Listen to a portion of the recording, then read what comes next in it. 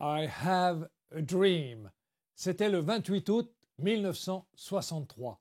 100 ans auparavant, Abraham Lincoln avait signé l'abolition de l'esclavage. L'esclavage était aboli, mais pas la ségrégation. En Alabama, la police avait utilisé ses chiens contre les manifestants qui réclamaient leurs droits, c'est-à-dire l'égalité entre noirs et blancs. De son côté, le gouvernement fédéral avait promis une loi en faveur de l'égalité, mais quand verrait-elle le jour? Les militants des droits civiques, unis aux syndicats, voulaient marquer les esprits. Alors, ce jour-là, des milliers de personnes arrivèrent dans la capitale, Washington. Ils participaient à la marche sur Washington. Le thème était « Emploi et liberté ». Une foule estimée à 250 000 femmes, hommes et enfants se rassembla devant le mémorial de Lincoln. Parmi elles, des célébrités, des leaders religieux et politiques, dont le pasteur Martin Luther King Jr. 18 noms étaient inscrits sur la liste des intervenants. Chacun disposait de 5 minutes pour délivrer son message. Martin Luther King était le 16e et c'est à 17 heures qu'il s'adressa à la foule.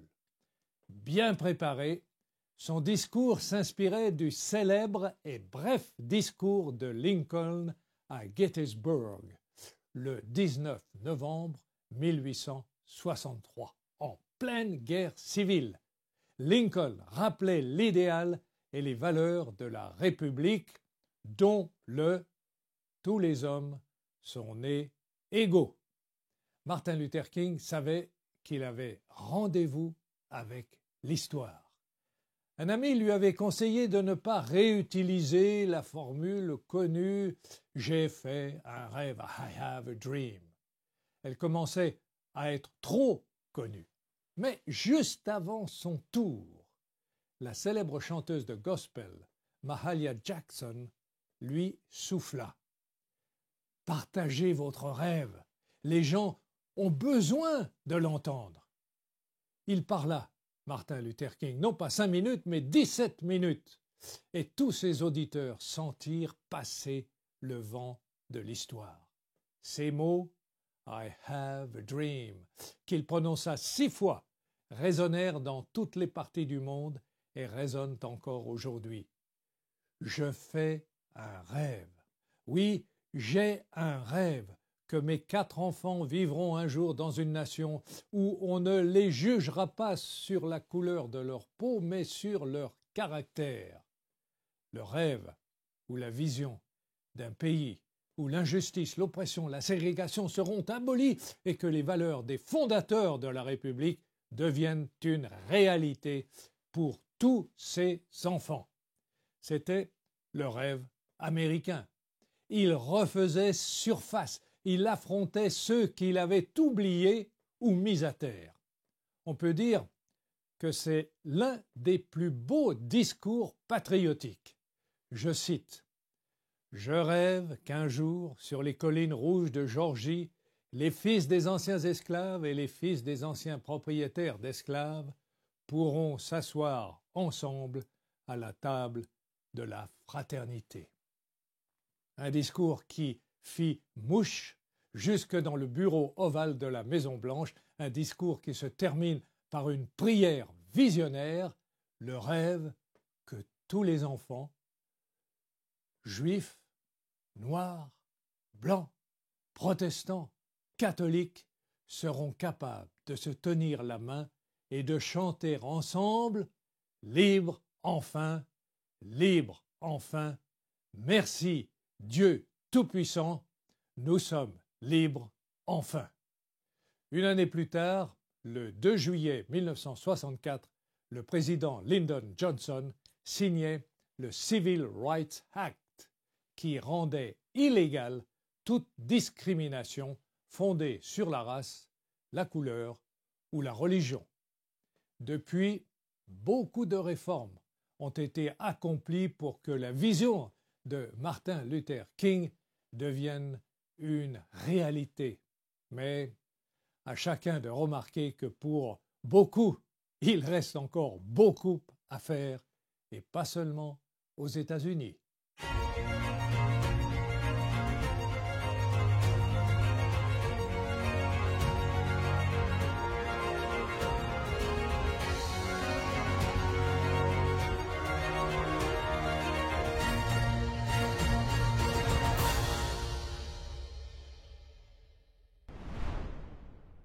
Tu veux savoir, ô roi Agrippa, pourquoi j'ai parcouru les terres, traversé les mers, proclamé l'Évangile aux Juifs, aux Grecs? Pourquoi depuis 2 années je suis prisonnier ici, dans la forteresse de Césarée? Pourquoi les chefs religieux de mon peuple veulent ma mort? Voici la réponse. Je n'ai pas résisté à la vision céleste. Je n'ai pas résisté à la vision céleste. Voilà comment Paul conclut le récit de sa conversion. C'est la vision qu'il a reçue sur le chemin de Damas qui a fait de lui un grand missionnaire. Dieu a placé dans son cœur les besoins des populations païennes et l'obligation de leur annoncer l'Évangile. Souvenez-vous, il est à terre, en mauvaise posture. Le Seigneur lui dit « Lève-toi !» Je t'ai choisi du milieu de ce peuple. Et il ajoute, et du milieu des païens vers qui je t'envoie, afin que tu leur ouvres les yeux pour qu'ils passent des ténèbres à la lumière, de la puissance de Satan à Dieu. Cette vision remet tout en cause pour lui. Elle bouleverse ses projets. Il allait à Damas, pour quoi faire? Pour persécuter les chrétiens. Il voulait non seulement les persécuter, il voulait les exterminer, rayer leur nom de la liste de ces nouvelles églises, éliminer à tout jamais le souvenir de Jésus, leur Seigneur.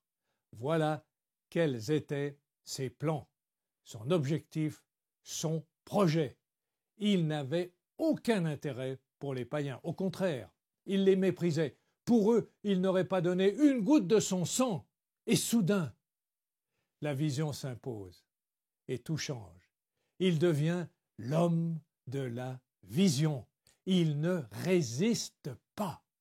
Vous me direz peut-être, pouvait-il résister? Est-il possible de résister lorsque le Seigneur se manifeste ainsi? Mais oui, bien sûr qu'il aurait pu résister. Combien de garçons, de filles, d'hommes, de femmes résistent-ils? Il y a tellement de manières de résister à la vision. Faire le sourd, par exemple. Refuser d'y croire. La repousser, cette vision, dans les oubliettes. Ou alors impressionner, faire les premiers pas. J'ai compris, je ne résiste pas, en avant. Et puis, avec le temps, se laisser gagner par d'autres préoccupations, l'argent, les loisirs, la réussite sociale. Et la vision s'en va, parce qu'une vision, c'est fragile. Un rien, et hop, elle est partie. Un éclair, des extraterrestres, le soleil sur ma tête, des hallucinations, un mirage, tout peut finalement trouver une explication. Même les événements les plus extraordinaires. S'il avait résisté, Paul aurait vite oublié la vision et rien n'aurait changé dans sa vie. Ses compagnons de route, les soldats, auraient trouvé un logement pour lui à Damas. Il aurait certes souffert quelques jours. Peut-être serait-il resté aveugle, qui sait.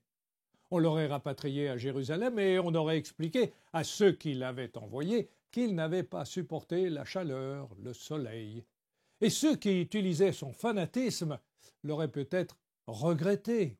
Pour les autres, les plus modérés, sa mise à l'écart s'imposait tôt ou tard.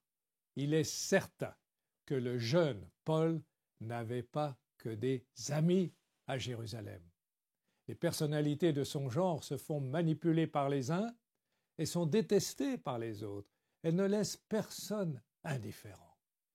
Les années passent, on lui aurait peut-être, les années passant, on lui aurait peut-être accordé une place d'enseignant dans une école de rabbin, comme son maître, Gamaliel.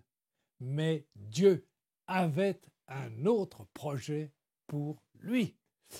Lorsque Dieu s'adresse à nous, même pour nous donner un ordre, il nous laisse toujours la possibilité de résister, de dire non, parce qu'il respecte notre liberté. Il ne veut pas, comme les disciples, faire de nous des marionnettes. Il ne veut pas de marionnettes comme disciples.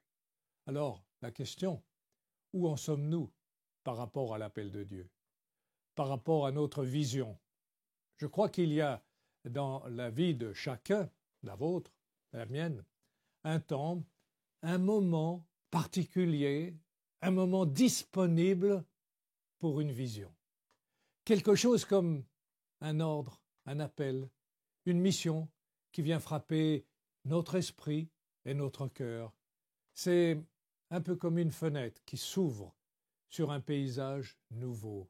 Un chemin qui se dirige vers la lumière, une promesse de bonheur, une image, le flash d'un monde meilleur, d'une vie utile et finalement une décision à prendre. Cela peut aller très vite, je résiste et la fenêtre se ferme. Le brouillard tombe sur le chemin et je me retrouve seul dans la poussière. Rien n'a changé, sinon que je suis devenu aveugle. Paul ne résiste pas. La vision s'impose à lui parce qu'il est prêt à la recevoir.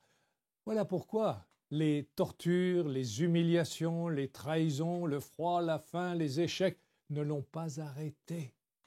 Il n'y a pas de grandes œuvres sans vision.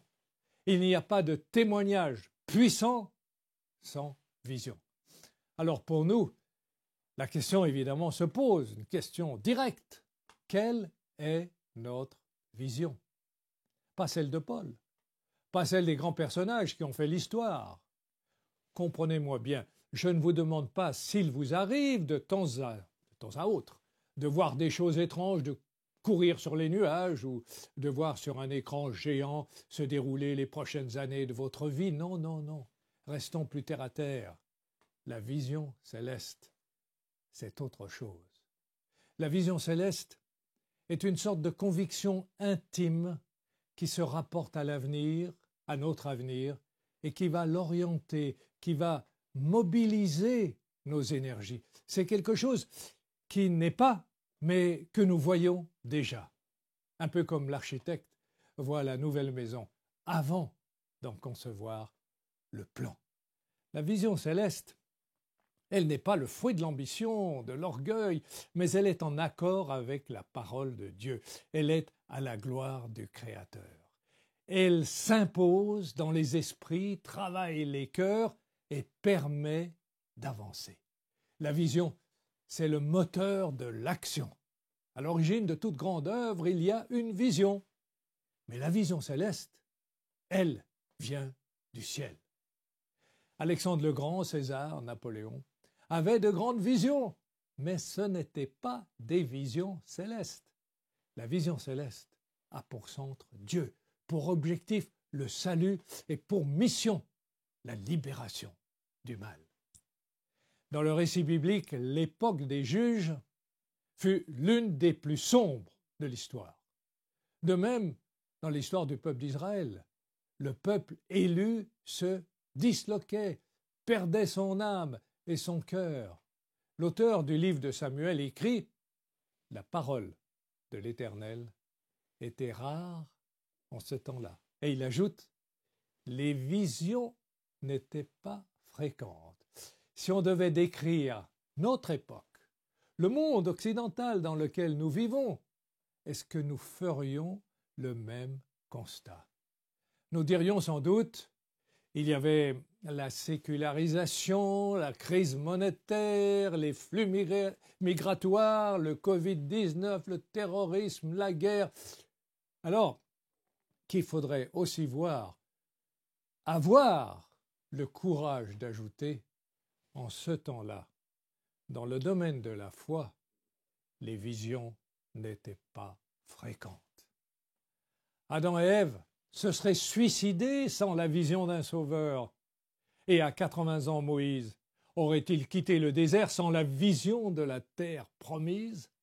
Jésus aurait-il quitté le ciel s'il n'avait pas vu son peuple, le peuple des rachetés. Quelle est notre vision? Est-ce qu'elle est petite, minuscule? Est-elle assez forte pour nous aider à franchir les obstacles? Peut-être pensez-vous que c'est possible, hein, que seulement quelques élus doivent se poser cette question. Oui. Les héros de la foi, les géants de la religion, les gens choisis, mis à part. En fait, ce ne sont pas les grands personnages qui font leur vision, c'est la vision qui les fait. Alors comment avoir cette illumination intérieure, ce choc, cette conviction quant à la mission que Dieu nous a confiée? Ma réponse, en priant le Seigneur, qu'il nous l'accorde. La prière va nous prédisposer favorablement, elle va éliminer nos résistances. Alors, pourquoi ne pas commencer tout de suite? Ce serait superbe si aujourd'hui chacun d'entre nous se disait « Voilà ce que Dieu attend de moi ». Ce serait formidable si nous ressentions quelque chose bouillir en nous et provoquer quelque insomnie. C'est encore possible. Il faut s'accrocher par la prière jusqu'à ce que Dieu réponde. Mais que faire, me direz-vous? Je veux faire quelque chose d'utile, mais quoi? Regardez autour de vous. Notre monde est-il devenu un paradis annoncé jadis? Les famines, la pauvreté, les guerres, les injustices, l'oppression sont toujours là, produisant des millions de victimes innocentes. Alors, qui oserait prétendre que nos contemporains n'ont besoin de rien?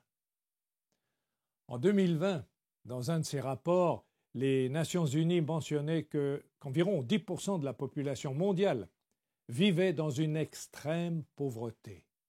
Même si des progrès sont faits, des progrès ont été enregistrés. C'est vrai, aujourd'hui, 4 milliards d'êtres humains n'ont pas de couverture sociale.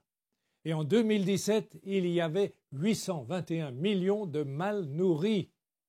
Alors si on veut vaincre la pauvreté dans le monde avant 2050, il y a de quoi faire. Soyons attentifs, regardons autour de nous, ouvrons notre cœur aux autres.